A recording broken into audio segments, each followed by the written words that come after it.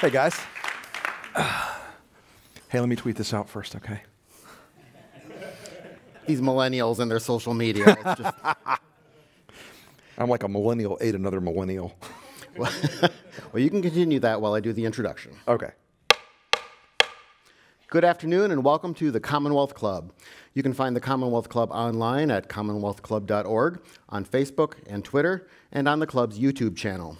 I'm John Zipperer, host of the club's week-to-week political roundtable and the vice president of media and editorial, and your moderator for today's program. It's now my pleasure to introduce today's distinguished speaker, Rick Wilson, Republican campaign strategist, columnist for the Daily Beast, and author of the book, Everything Trump Touches Dies. Rick Wilson is a seasoned Republican political strategist and self-proclaimed infamous negative ad maker. His regular column with the Daily Beast is a must-read in the political community, and he's widely published in the Washington Post, Politico, and The Hill. In Everything Trump Touches Dies, Mr. Wilson brings his dark humor and biting analysis to what he calls the absurdity of American politics in the age of Trump. We're about to hear from a lifelong conservative who says the Republican Party has abandoned its principles. Today we'll talk about that and the future of the country. Please welcome Rick Wilson. Thank you. Thank you so much. And thank you for having me. So glad to have you here. All right. Now, this book, it's a no-holds-barred takedown of Donald Trump, the Trump administration, and every individual in government, the GOP, the media, and elsewhere who have supported him, whether reluctantly or enthusiastically. Well, they only gave me 100,000 words, so. Well, by page 250, it kind of dawned on me that you don't like this guy. Not much. I'm slow. But you've known him for years, or you've known of him for years? I've known of him. I've met Donald Trump a few times over the years. Mm-hmm. And, you know, when I worked for Giuliani in New York, when he was mayor, the impression of Donald Trump of every single person in the city was basically, this guy's a fraud, and this guy's a joke, and he's always looking for the greater fool Linder to come down the pike. And when I started to grow extremely concerned about Trump in the course of the election, I went out to see a hedge fund friend of mine in New York, and I'll clean this up a little bit for our family audience. I said, we've got to be very careful because if Trump puts his own money into this race, he's a billionaire. And my friend says, wait a minute, with a few more words in between there. Donald Trump's not a billionaire. He looks at himself, he goes, I'm a billionaire. Donald Trump is a clown living on credit. And it struck me at that moment, the enormity of the fraud we were looking at. Because this guy has always looked for one scam after another, one sucker after another. And unfortunately, this time the mark was the Republican Party and the conservative movement and about 40% of Americans. Well, before we get too deep into your view of Donald Trump and what he has wrought, let's talk about where you came from and how you came to your views. Now, you were born in Tampa, Florida. I was born in Florida, and I'm a fifth-generation Floridian, which is basically like a unicorn. Raised in an educated family, upper middle class family, and conservative? No, actually, my mom was a damn hippie liberal, and I would say that I was raised in a conservative climate, but it wasn't. But my parents were very much civil rights liberals. And so I grew up not thinking of that as a particularly liberal position, but as a particularly humane and appropriate position, and I came up in politics working for George H.W. Bush and for a lot of people who now would be viewed in this Republican Party as people that were to the left of Ted Kennedy. And there was a certain fundamental decency about how we approach people, and a certain degree where we played very, very hard politics. And we didn't take a lot of prisoners, but we were also mindful of the progress of this country on some very meaningful areas, civil rights in particular, the environment in particular, that was precious, and we didn't want to see it walked back or rolled back or destroyed. Unfortunately, we're now in an era where all the works of the past must be torn down. I mean, this week the president is proposing to eliminate the Intermediate Forces Treaty, which you know, that noted liberal extremist Kenyan Muslim sleeper agent Ronald Reagan signed with Gorbachev to reduce the threat of nuclear war in Europe. So you know, that has to be torn down now because it's an artifact of the non-Trumpian past. We've got to have year zero on everything. Mm-hmm. What was your year zero for seeing that you wanted to get into government, get into politics? I mean, did Reagan inspire you, or? Well, you know, like a lot of kids who were teenagers during Carter, there was a perception that the country was drifting and weak. And you know, you may not be sophisticated enough to know it when you're 13 years old that a part of this is because Nixon, you know, basically blew up all the institutional norms in Washington. But you start to realize, and when you're that age, you prefer leadership. And you know, I was also a nerd kid, so I was already reading, you know, political history at that point in my youth, and I was interested in the profiles of leadership of presidents who were both optimistic, and who had a meaningful impact in the world. And so Reagan did appeal to a young guy like that. He was my first vote when I turned 18 in 1984. I cast my first vote was for Ronald Reagan, and as a conservative, my views on particularly on things like individual liberty and free markets. You know, throughout school, I was at George Washington in the 80s, and it was a hotbed of, you know, guys who were ready to go out and be the last generation of Cold Warriors. And you know, we looked at in the fall of '83 when I got to GW, we were in the absolute depths of the Cold War. It couldn't have gotten any more icy. I mean, that was KAL 007. That was we now know it was the death gasp of the communist empire, but it certainly didn't feel that way at the time. So that, you know, inspired me in terms of believing that we had to have a country that was strong in the world and that had effective leadership in the world. And in terms of appreciating the Constitution and free markets and individual liberty and the rule of law, I look at those things as, you know, as nonpartisan questions.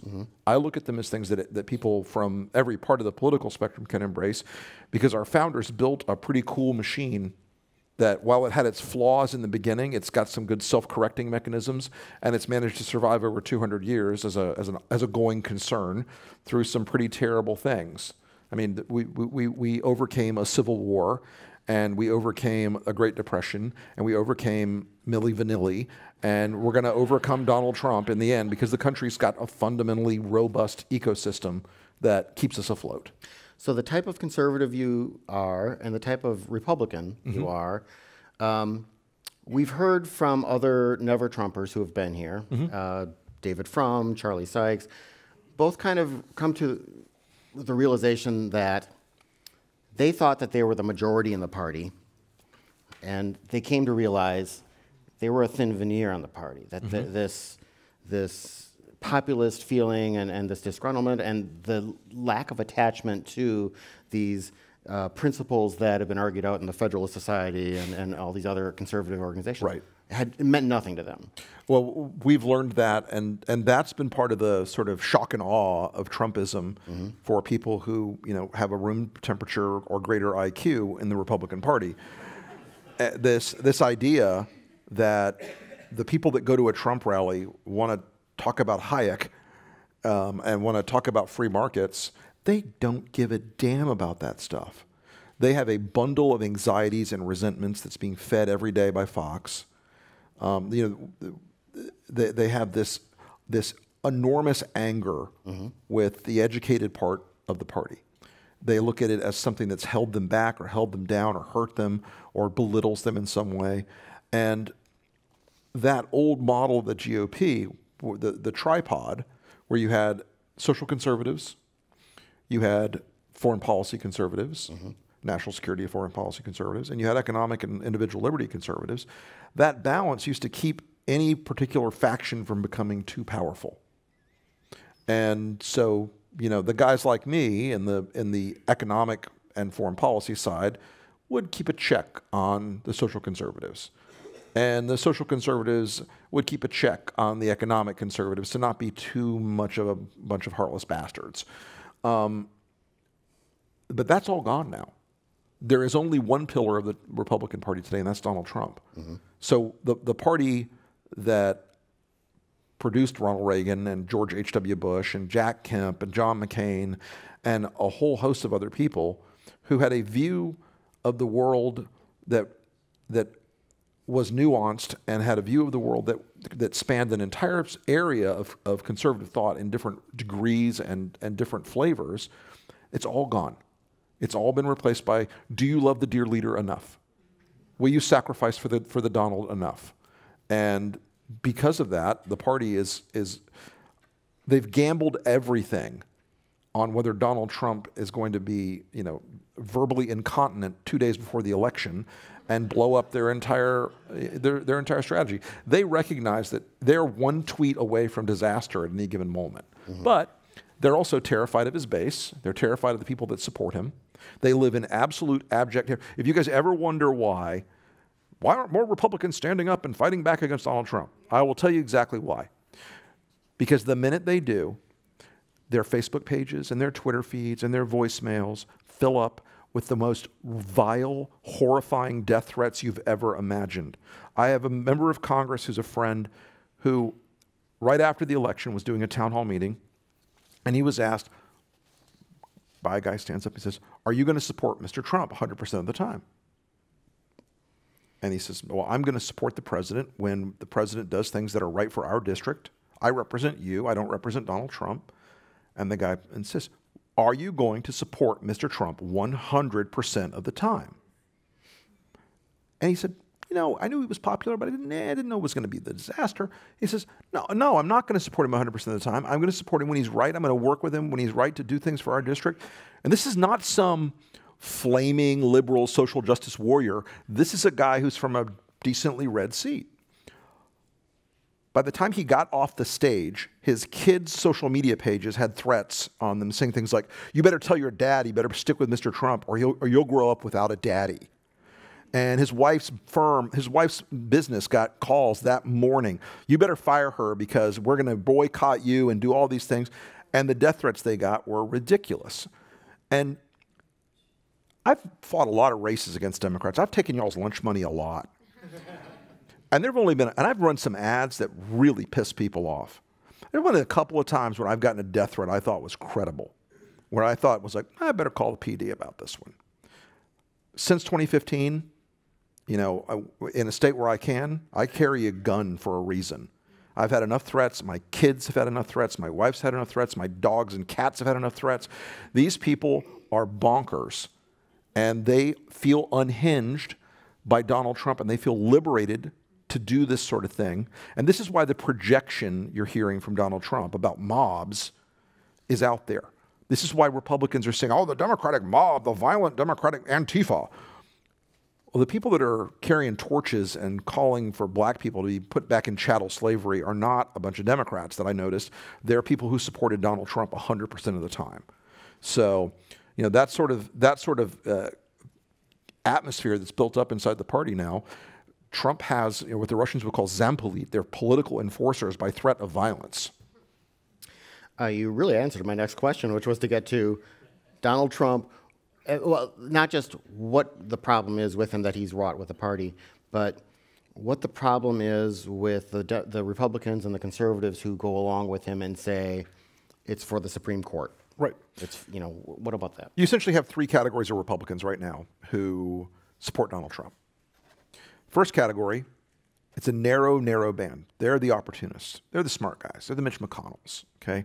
They want to accomplish certain meta policy goals, and they know if they kiss the ring enough and he lets them alone, they can do them. That's why Mitch McConnell was the president who appointed Brett Kavanaugh. It wasn't Donald Trump.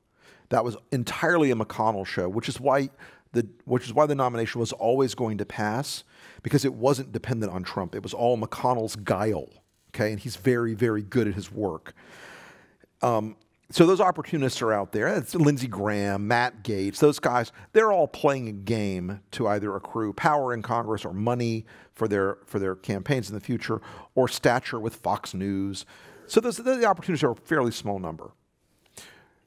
There's a much larger number of people who I referred to previously who are scared to death.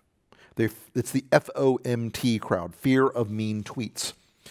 FOMT is what guides all these guys. They're terrified he will tweet, Congressman John Smith may be a Republican, but I hate him. He doesn't want to MAGA. And then that guy's going to live in witness protection for the rest of his life. The third category, it's actually a lot smaller than you think. It's the real true believers. And in the House, there are maybe 50 of them, 40 or 50 of them. In the Senate, there's maybe 10 of them who actually believe in the Trump nationalist, populist horseshit. And they buy into it from top to bottom. Mm-hmm. Now, that group may shrink a little bit in the next couple of weeks because a lot of the guys in the scared group are going to disappear. And the remainders are going to say, ugh, was this such a good bet after all? Because even though the Democrats structurally were almost never going to win the Senate, it just structurally wasn't going to happen. They only had 8 Republican target seats this year. They are going to win the House. It's going to be narrow, but they're going to win the House. They only need 24. 24 is the magic number. It's 24 and it's Pelosi. That's it. You need that's the only number you need. And the Republicans have to catch every break between now and Election Day. Mm-hmm. So a lot of these guys know that the party's about to stop. The music's going to stop soon. And in Washington, the last thing you want to do is be without a chair when the music stops. You seem confident about the Democrats taking the House. With the polls that I've been looking at, and certainly nothing compared to, I'm sure, all the info you have, but polls I've been looking at show, a still sizable but shrinking enthusiasm gap, if you will, of Democrats. Republicans apparently were supercharged by the Kavanaugh hearings. What are some of the factors that come into play? We talked here at the club last night about millennials voting or Hispanics voting or not voting. What do you think will be the key decision makers? Let me say this first off, and I tell Democrats this a lot. I mean this with love, y'all. Democrats are holistically bad at politics.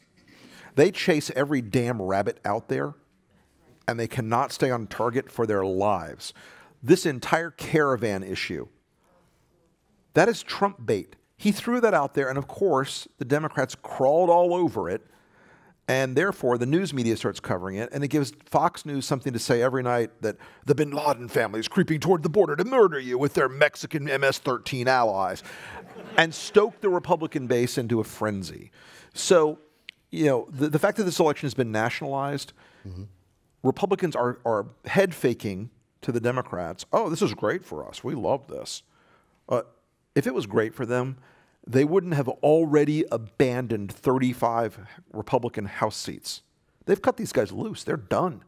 They're now defending in the B tier of people who are in R plus 7, 8, 9 seats. They're not playing offense. Charles Cook came out today with 10 new seat changes, mm-hmm. 8 of which were Democratic direction. They were Republican seats that went from lean Republican to toss-up, or from likely Republican to lean Republican. And 1 Democratic seat that moved from likely to lean, or lean to likely, excuse me. And so it just wasn't, it's not this idea that the blue wave is completely dissipated is mistaken. Those things are baked in the cake already. And look, a lot of people on the Republican side were motivated by the Kavanaugh thing because it got wall-to-wall coverage on Fox for 3 consecutive weeks.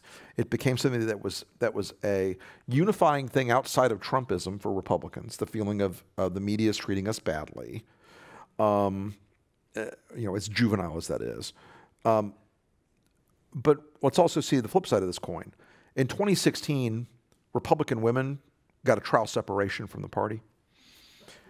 And all through 17, the divorce proceedings were going on. And we saw in all the special elections that Republican women had basically moved to the independent category and were casting they'd moved to I in terms of their identification.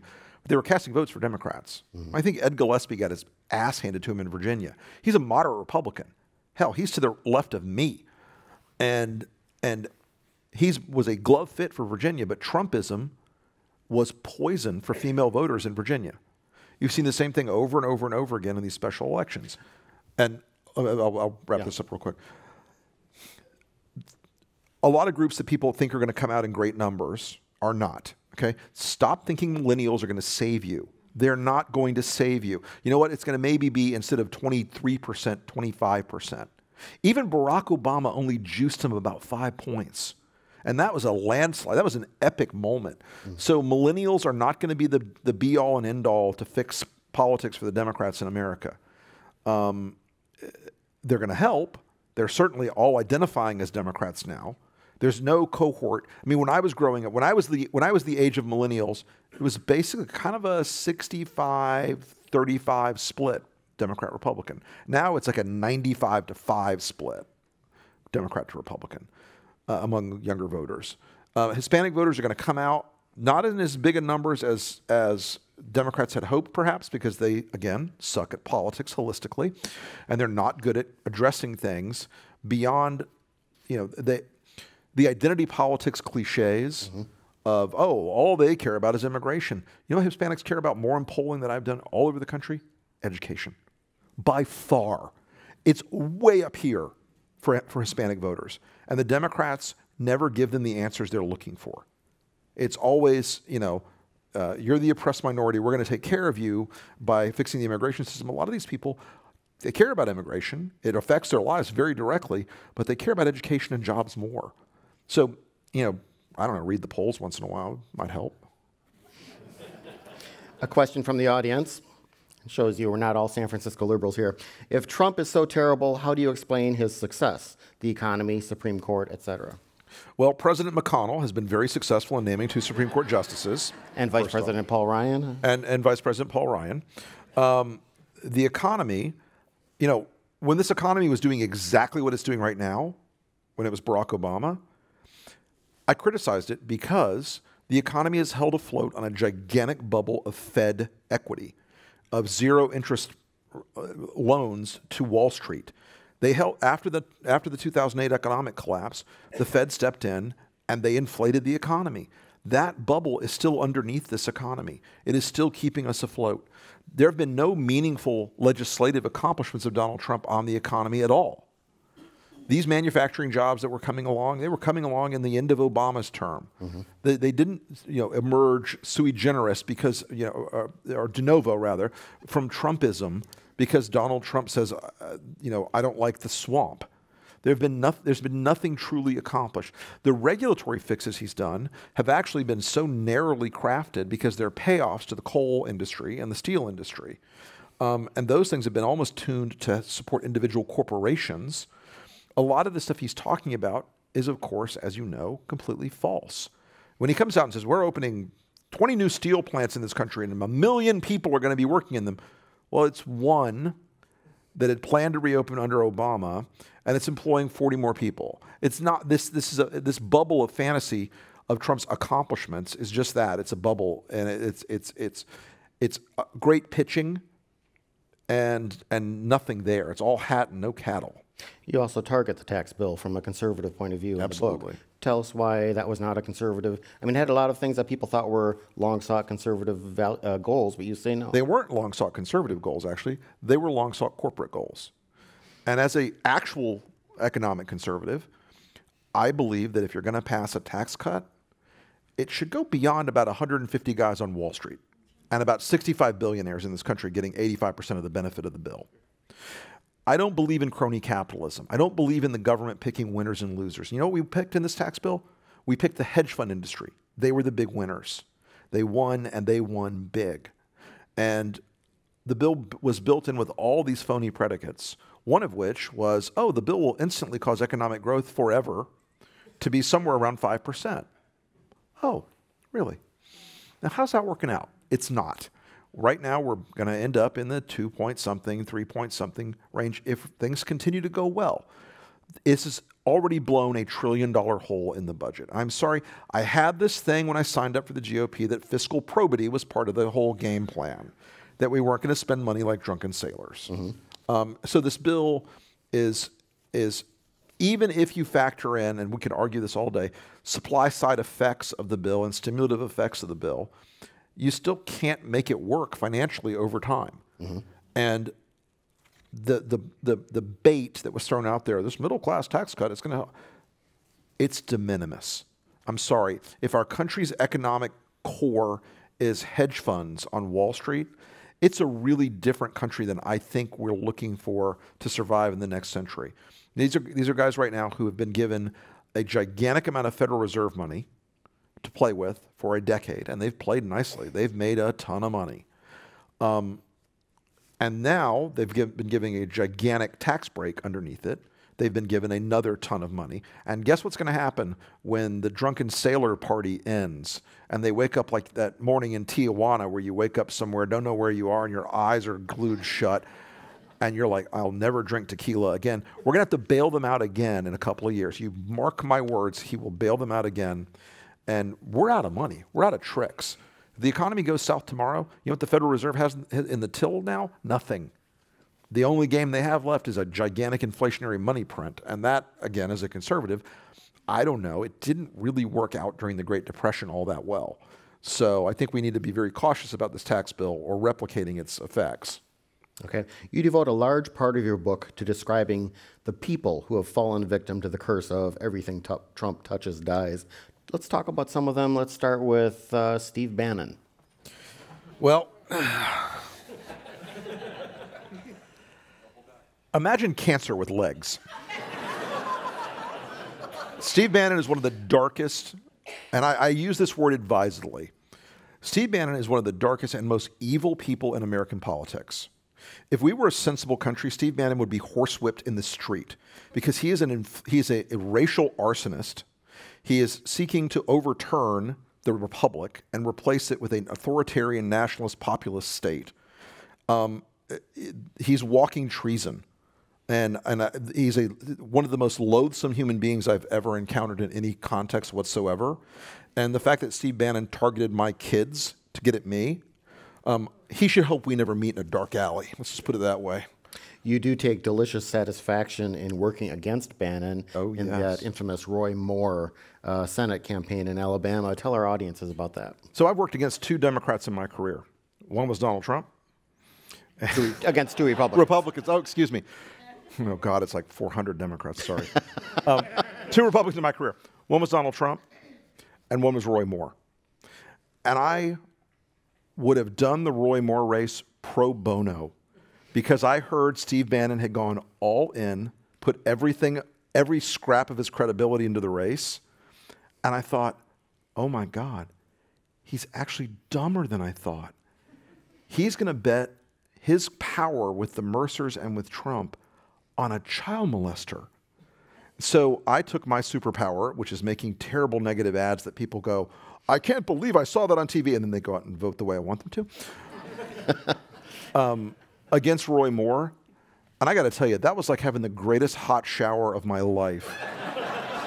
I could not have been happier to do that. I mean, it's rare in politics when you get to do the right thing and screw your enemy to the wall.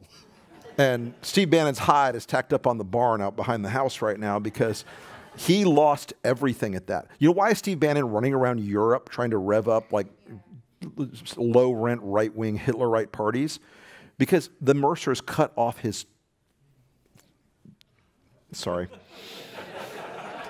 My mother's watching this. So. Is she? Okay. Yeah, I know. I have that famously salty. They cut off Steve Bannon at the knees, or above, and he's running around now trying to revive his reputation as this mastermind of nationalist populism. But he's an evil human being, and you know a healthy political system would purge him. A healthy political system would not have him within 1 billion miles of its institutions of power, its influential people, its conferences, its meetings, and yet there is Steve Bannon. He is playing a part of the death of the GOP by helping to transform it into this nationalist populist party. Even Trump himself last night finally broke the seal, came out and said in Texas, "I'm a nationalist. I'm a nationalist." Well, that's an old song. We know how it ends. We've seen it over the last 150 years over and over again. Nationalism is not patriotism. Nationalism is not conservatism. Nationalism is not even populism. Nationalism is a tool, a gateway drug for authoritarian statism that leads to people being stacked up like cordwood in camps. And it never ends well. So that's Steve Bannon's great triumph in Trumpism. And it's also, I think, last night we're going to look back in history, that moment he declared openly he was a nationalist, beyond even Charlottesville. which was a moral low point for any president in our history. I think the full embrace of nationalism by Trump last night was something that we're going to look at as an inflection point in this country, where people are going to have to make a call, and they're going to have to make a call very soon about what side they're on. Are they on the side of the Republic, whether they're Republicans, Democrats, or Independents, or do they favor something new and dark? And unfortunately, it may be a new and dark thing in America, but it's something we've seen in the world, in Bosnia and in Germany and in Italy and in Cambodia and in Rwanda. And it never ends the way they want it to end. Is it fair to say, more so than Trump's betrayal of conservative views, more than what he's doing to the Republican Party, that at the core is what's driving you against him? Absolutely. Absolutely. Because I don't think anyone of goodwill, from any political perspective, wants to see the Republic fall and be replaced by authoritarianism, left or right. And authoritarianism, left or right, is anathema to what I believe America represents and what America can and should be. And we've always had this sort of broad homeostatic political system in our country. Right never gets control for too long or too much. Left never gets control for too long or too much. And we don't always get what we want. We play back and forth. That was what the founders designed. They designed a beautiful tension in our system. They designed a government that had 3 co-equal branches. They designed a system that limited executive power, and that limited legislative power and limited judicial power. They had these careful lanes and balances, and we're at the point where the enthusiasms of the crowd and the mob are going to replace that if we're not extraordinarily careful as a country. You get at that in the book, of course, about that there are certain Republicans right now who are making law and policies as if Democrats will never again be in power, won't control Congress, won't be in the White House. It'll be a long time before they control the Supreme Court. But that, like you're saying, that was the core understanding of, even when you do have massive power, to understand that sooner or later you're not going to. So you have that in your mind when you're making it. And is it because these people are caught up in the fever dream of having the power, or because within the White House, as you describe in the book, so many of them have no experience whatsoever in government? Guys, this is like rounding up 15 people off the street and saying, okay, you're going to go run the space station. 1 or 2 might have heard of the space station. None of them are aeronautical engineers. The White House is stocked right now with people who would never have gotten an interview with George H.W. Bush in the White House. They would never have gotten an interview with George W. Bush or Barack Obama or Bill Clinton's White House. These people are the tailings, the flotsam of the Republican Party. It's like, a friend of mine said this to me. He goes, if you made a list of the 10 biggest jerk-offs you can think of in the party, are they all working at the White House right now? I'm, oh, yeah, absolutely. And these people are not, they combine incompetence with the fact that they're on this Lord of the Flies, Donald Trump Island reality TV show every day. And so the fights inside, let's put it this way, there were a lot of tensions inside the George W. Bush White House. There were competing groups. There were people who liked each other and didn't like each other. And the same thing happened in the Obama administration and the Clintons and George H.W. Bush and Reagan and Carter and everything. These people are an order of magnitude more horrible as human beings. All these leaks you see coming out of the White House constantly, it is because 90% of their bandwidth is dedicated to screwing the guys they hate, not to serving the country. So you combine incompetence, malice, stupidity, and indifferent educations, and you've got the Trump White House. Also, you have a guy with the attention span of a gnat who does not focus every day, who does not think that things like the law and the Constitution bind him to behave in any way, and who is fed a constant diet of, you were the great, glorious leader, you were the Sun King. And we end up with a White House. We should be grateful as a country we have yet to face an actual foreign policy crisis or economic crisis. Because when you can't just blame cast and talk about the swamp, the liberal media, or crooked Hillary, things are going to get ugly fast. And no one wants a terrorist attack on this country. No one wants an economic collapse. But more presidents than not have had one of those things happen. No one wants a natural disaster. More presidents than not have had these things confront them. And this is a man spectacularly unable to confront these kind of things because he is not externally directed. He's internally directed about his ego and his petty needs. Well, then continuing with the list of people in his orbit and their suffering, I have some other names, but I want to throw in someone and see if they might be an exception to the everything Trump touches dies rule. What about Defense Secretary James Mattis? What do you think? Well, I love me some Jim Mattis, and you guys should every day, for whatever religion, creed, or spiritual practice you follow, get to your knees or look to the heavens and say, please, Lord, Xenu, Buddha, don't let Jim Mattis quit today. Because Jim Mattis is basically running his own foreign policy and defense policy out of the Pentagon. He keeps the president as much at arm's length as he possibly can. I have constitutional reservations about it, but as an American, I'm relieved every day that a man who's not an evil man-child is running the Defense Department. He's taken a lot of hits, though. He's taken a lot of damage, and he's this is a man who was universally respected in Washington. And there are an awful lot of people in the Trump White House.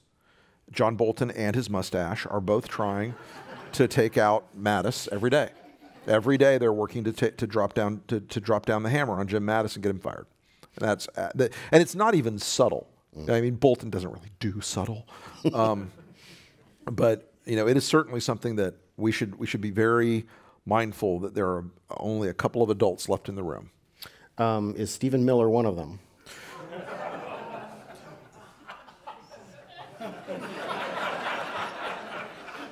I write about Stephen Miller a little bit in the book. And a fun fact that Stephen Miller and Richard Spencer were together at Duke. Richard Spencer, the white nationalist, they were at Duke together. And all I can think of is like Stephen Miller sitting in Richard Spencer's room, high as hell, talking about how they're going to, restore the white purity of the Rodina. The guy's he is a creepy individual of the highest order. I mean, Stephen Miller looks like he's got a collection of skin suits in his basement. And for somebody so young, the malice inside of him to do the horrifying cruelty theater of putting children in cages to accomplish a political end, I'm sorry, that ain't the Republican Party I signed up for, okay? That's not the country I signed up for. That is a person who, again, looks at he's disguising his white nationalist impulses by pretending it's about immigration. It's not about immigration. If there were 7,000 Canadians marching down here tomorrow, you know what would happen? Nothing. It is because Stephen Miller, whatever's broken in Stephen Miller's head, whatever's wrong with Stephen Miller, he has an animus toward immigrants and an animus toward brown people that is inappropriate for anyone working in the White House or in government. Kellyanne Conway's husband apparently has the freedom to tweet against the president. Kellyanne Conway, on the other hand, is his strongest defender out in the media. What do you make of her? No, she just has no shame. Okay. So I've worked in politics for 30 years, and Kellyanne had a niche specialty, which was female voters. Great. Everybody needs a specialty. I'm a bad guy for negative ads. That's her specialty. But no one thought, hey, we got to have Kellyanne Conway. It's not because she's a woman. It's because she's Kellyanne. No one thought we had to put Kellyanne Conway in the center of every single discussion in major campaigns. She just wasn't that person. She got into the Trump world, and she realized that in a world of shamelessness, in a world where being a pathological liar is not exceptional, it's a minimum qualification, that she was actually good at that on TV, and she's good at blustering and good at bellowing. The weird thing is, you talk to people around the White House, she has no defined job. She doesn't do anything in the White House. She waits for the phone call to ring and, for Jake Tapper or Brian Stetler or whoever to have her on the air so that she can open her lie hole for 5 minutes and defend the president. He loves that. One who got away, Sean Spicer. Who? Look, Sean Spicer looked like a guy who was blinking out the word torture from the podium in Morse code every day because he hated it so much. The guy was miserable. Sean wasn't from the Trumpy side of this thing. He was a pretty procedural DC guy, good comms guy, you know, nuts and bolts. Not you know, Sean's not evil. He just let himself get, you know, wrapped up in that thing. And, you know, Priebus brought him into the White House. And, you know, when the first day the president is screaming that the guy doesn't have a good suit, you're like, oh, okay. You want him to lie that there were 47 trillion people on the mall, but you're worried about his suit. You could tell Sean Spicer day one was a dead man walking. My book sold better. You've worked for a lot of Republicans, as you've pointed out, including Rudy Giuliani. Now he is Donald Trump's TV lawyer. Do you talk with him? Is he the same Rudy Giuliani? He is. I haven't spoken to Rudy in quite a while now, for reasons that may be obvious. But I will say this, and I know Rudy has a very mixed perception in the public. I went to work for him in his 1997 re-election race for mayor, where he had turned the city fundamentally around in terms of jobs and the economy and public safety. And there were some rough things about that. But the analogy that I used at the time, and I still sort of think of today, Rudy was Batman. Okay, Batman sometimes does some ethically shady stuff. Batman sometimes works outside the boundaries of the normal things, but he's working for the broader good and security. That was the Rudy I knew. And the Rudy that on 9/11, when there was no other leadership in the country for a few hours, when he stood there and spoke extemporaneously about what was going on and what they were doing and how they were trying to save the city. Mm-hmm. If Rudy at that moment had dropped down dead, he would have been a national hero that we would have talked about for generations. And unfortunately, what he has done at this point in his career is entered Trump's orbit, and all those other things will now be footnotes, and what will be remembered is this horrifying performative TV lawyer act in defense of an indefensible man. And it saddens me tremendously. There are a lot of like Rudy alumni that I've talked to over the last several months, and all of us are just speechless and hurt. And you can't, it's hard to believe what has happened to him. But it has, and we have to face the fact that it has, and it is the corruptive and corrosive influence of Donald Trump. Okay. Another question from the audience. Do you agree with Tom Nichols and other never-Trumpers that Democrats need to win the next 2 elections to destroy Trumpism infecting the GOP? Well, hell, I would take a Republican majority if they didn't act like a bunch of junior managers at a Trump golf course. I mean, I would love a Republican Party that would stand up and do their constitutional duty and uphold their oath of office, which is to be a co-equal branch of government. Mm-hmm. But they have decided that they work for Donald Trump, that they're his employees, not his peers, and that they are his servants, not his masters. And so I think we've reached the point where the only way we will have accountability for this president is if you have a Democratic majority. Now, do I love the policy outcomes from that as a conservative? No. Do I think Nancy Pelosi is actually going to get anything done and passed? No. The noise problem versus the signal problem here is what we have to face. The signal problem is that Donald Trump was fundamentally compromised by engagement with Russia, that Donald Trump is running an extraordinarily corrupt administration. I mean, more corrupt, more lavishly corrupt. It makes Grant look like George W. Bush. I mean, there's no degree to which these people won't sink to sell favor and influence in this country. I mean, we talked about this with the tax bill briefly. The coal industry basically submitted a menu with prices on it, and they gave Donald Trump the money to get what they wanted done for each of the things they wanted done. There are people who have already gotten, the first scorching. There are a lot of them who should burn. There are a lot of people who should be in jail because of the corruption of this administration. So I don't think you're going to get that with Devin Nunes, the Fredo of the GOP. Covering up for this president, and these guys, for partisan ends, looking away from a Russian intelligence and influence operation that seeks to this very moment to destroy our republic. It is a form of war in the modern era. Short, I mean, it's to the left of the boom, but it is still a form of war, and they look away from it to protect Donald Trump politically.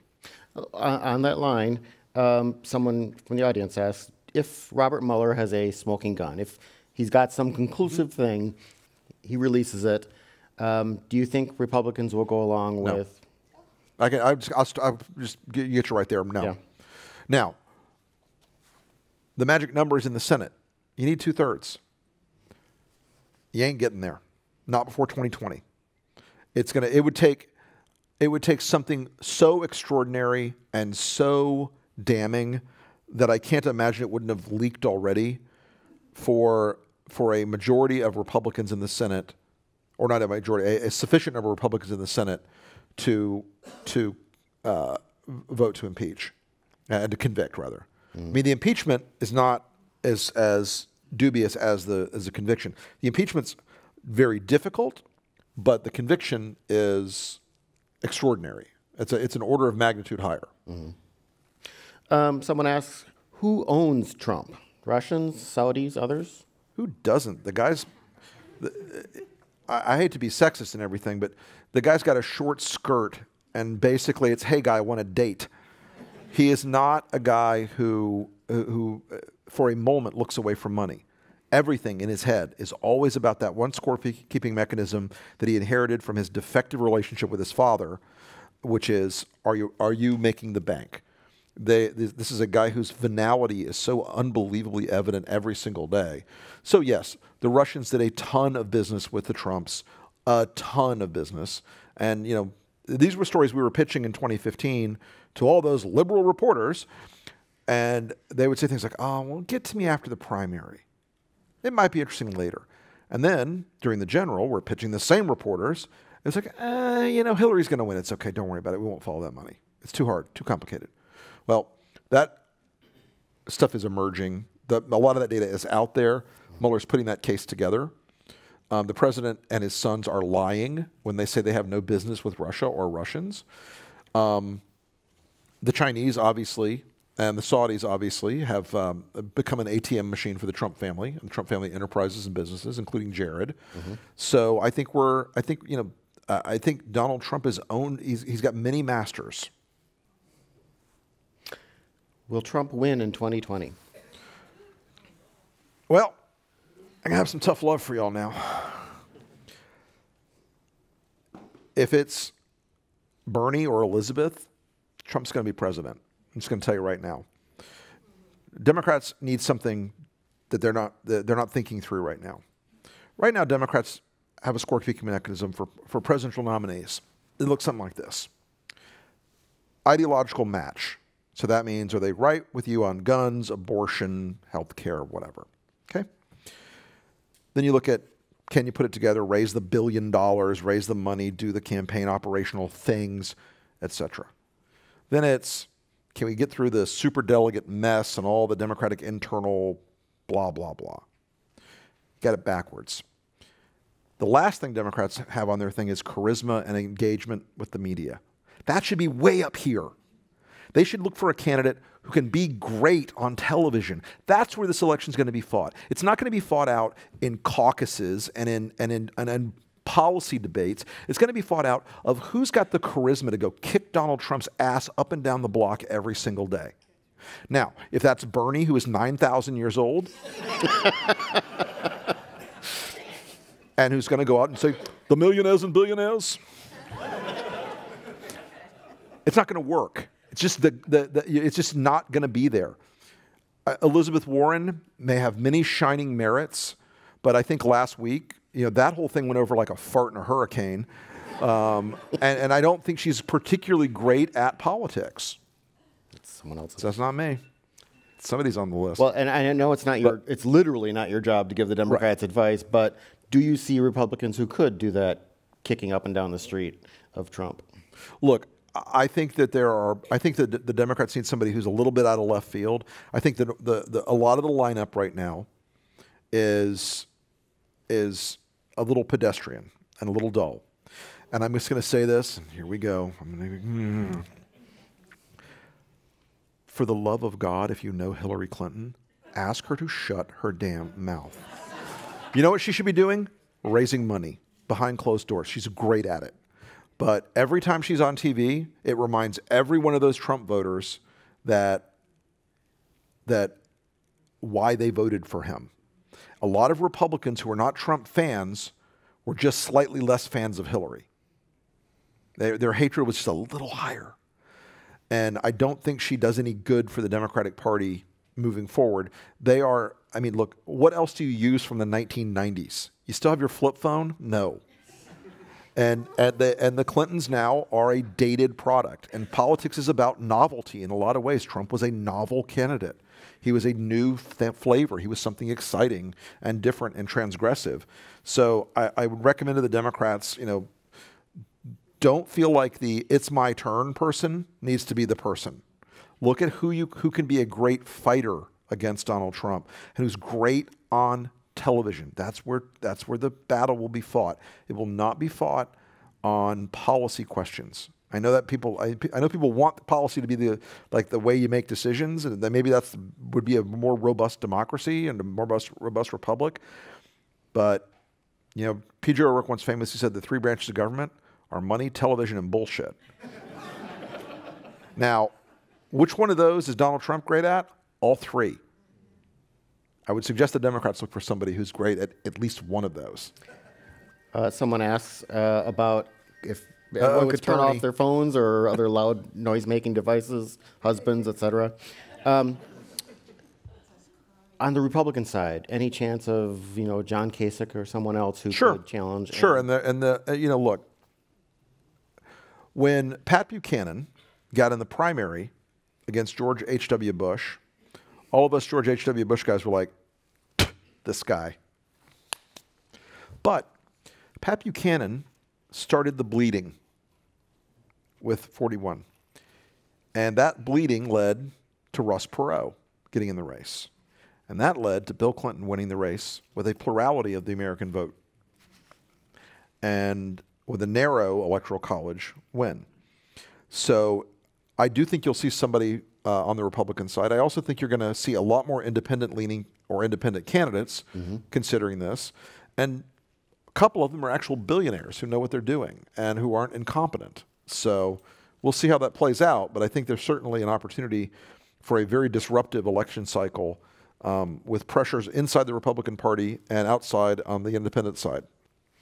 Well, one billionaire who used to be a Democrat, then became a Republican, then became an independent, and is now a Democrat again, Michael Bloomberg, said Trump might challenge Democrats in court if they win the House. Do you agree? Sure. Look, I think Trump is going to declare this election to be illegitimate. Because remember, projection is his central thing. He's going to come out and say, the Chinese stole the election. It wasn't the Russians, it was the Chinese. They stole it for the Democrats because they love Hillary. Okay. But I really think you're going to end up with a president who tries to delegitimize the election. And why? He wants to delegitimize the investigations. This is a guy who defies the rule of law with every breath he takes. He is petrified of accountability.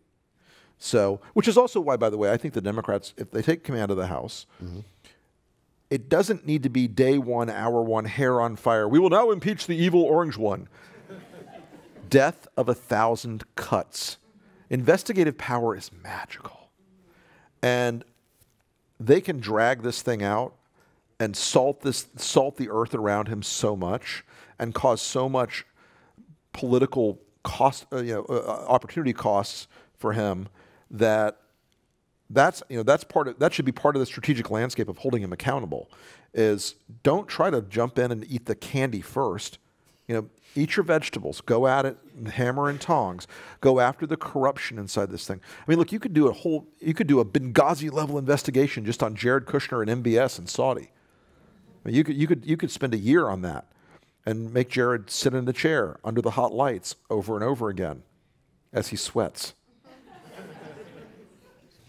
Someone asks, how does this end? What are the signs? Serious people have warned, but no one seems to listen, and no discussion about what the final straw might be. So a cry of despair from the audience. Yeah, well, how does it end? So you saw Mad Max, right? The guy in the red jumpsuit with the flaming guitar? Yeah, now, that's kind of how it ends. Look, I don't think Trump ever goes easily. I think he fights tooth and nail to the last dog dies. I think he's divided the country so profoundly that we're going to have almost something on the order of Truth and Reconciliation at the end of this.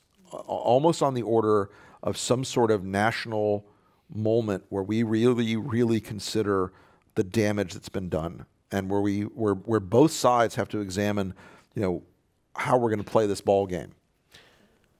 You're a hard-nosed political strategist. Mm-hmm. You know the game.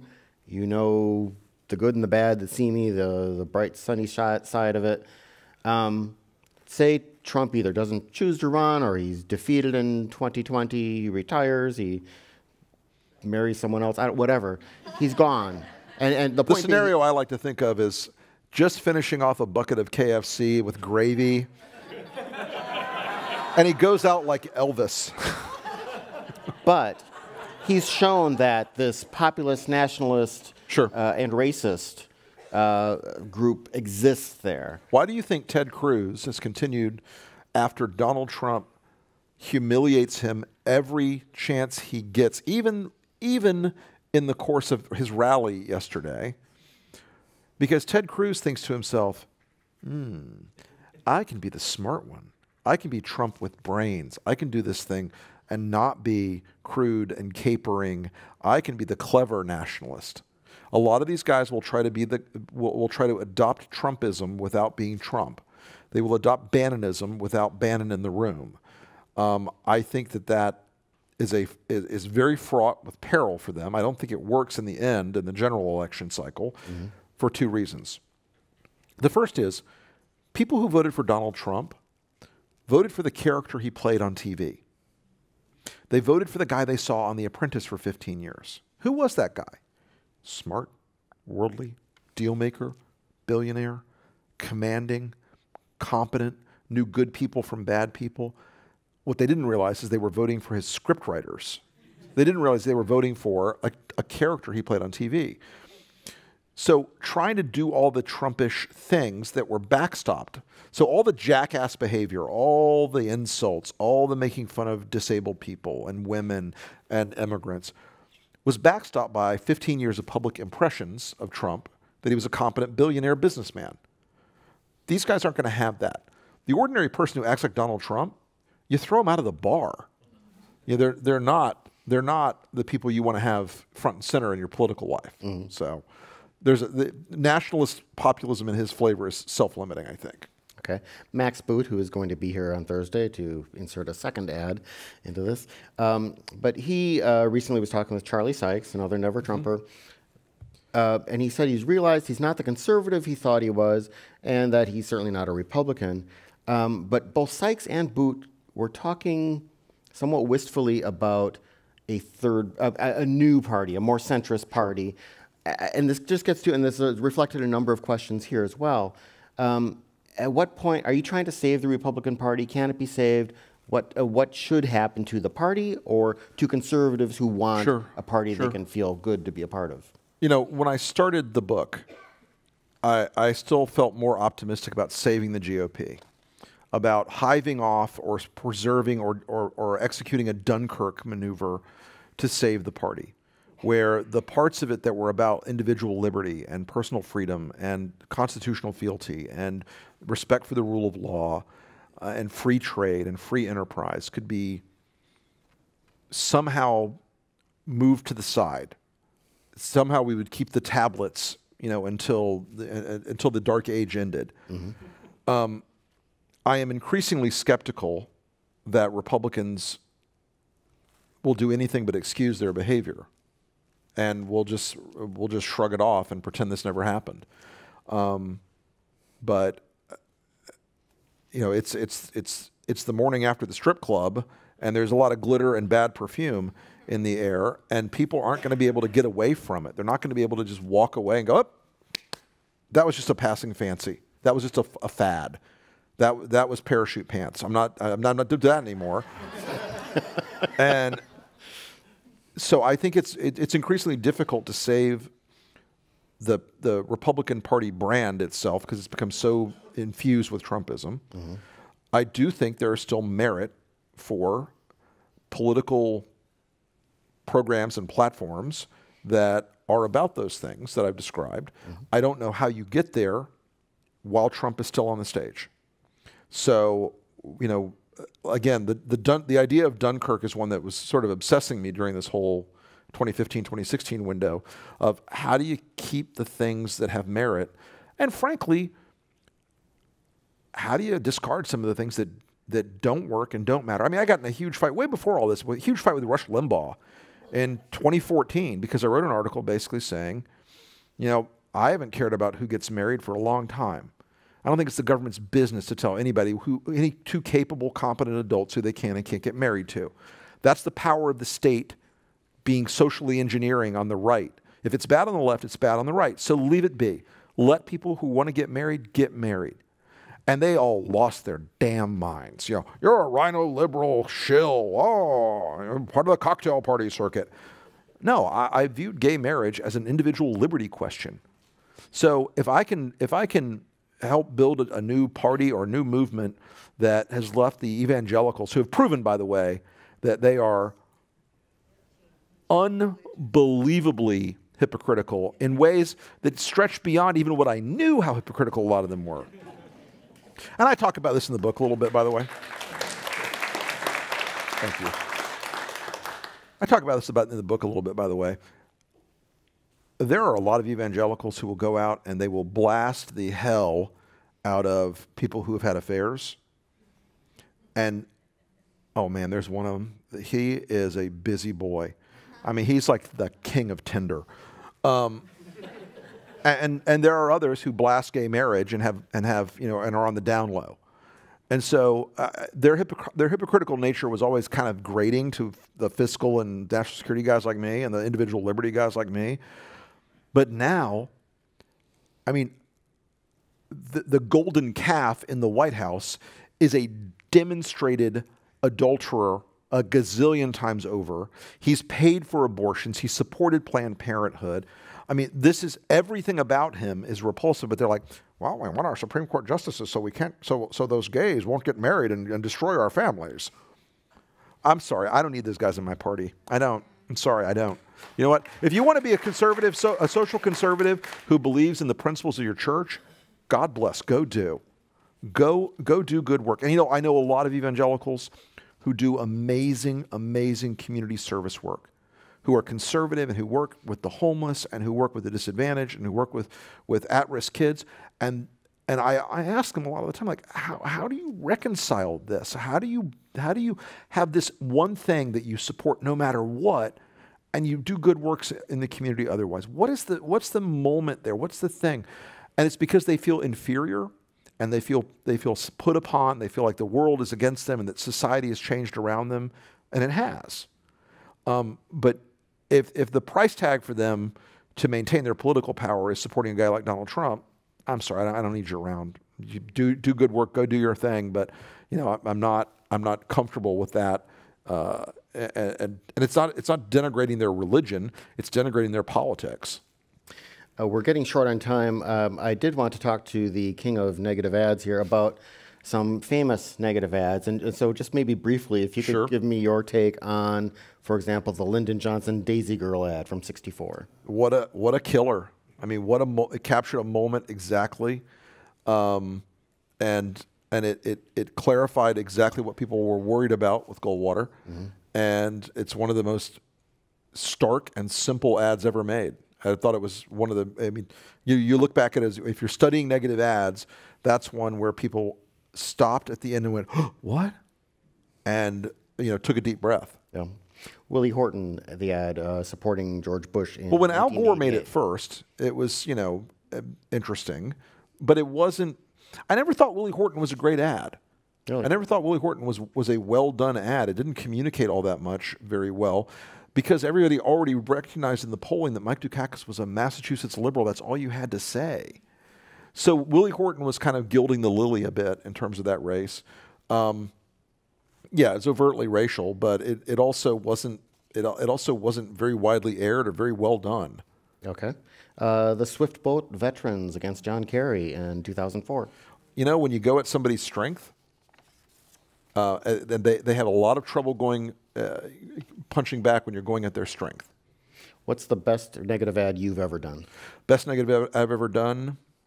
I'm going to say it was Daughters in the Roy Moore race, and it was just a montage of young girls, white background, straight to camera, and it said, "What if she was your daughter, your sister? What if she was your little girl?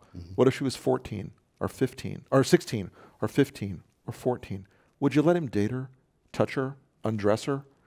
You know, Roy Moore did, and yeah, it was. I'm pretty proud of that work. That was not a bad piece of work.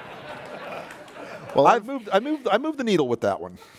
Well, unfortunately, we've reached the point in our program where there's time for one last question. So, if Trump departs before 2020 and Michael Pence succeeds him, will the Republican Party revert to its previous character to a larger extent? Or not? I think that if that happens, let's take the KFC scenario, please. If that happens, I think you end up with Mike Pence as the best case scenario for Mike Pence is he's a caretaker in a time of extraordinary chaos. Because if Trump drops dead tomorrow, and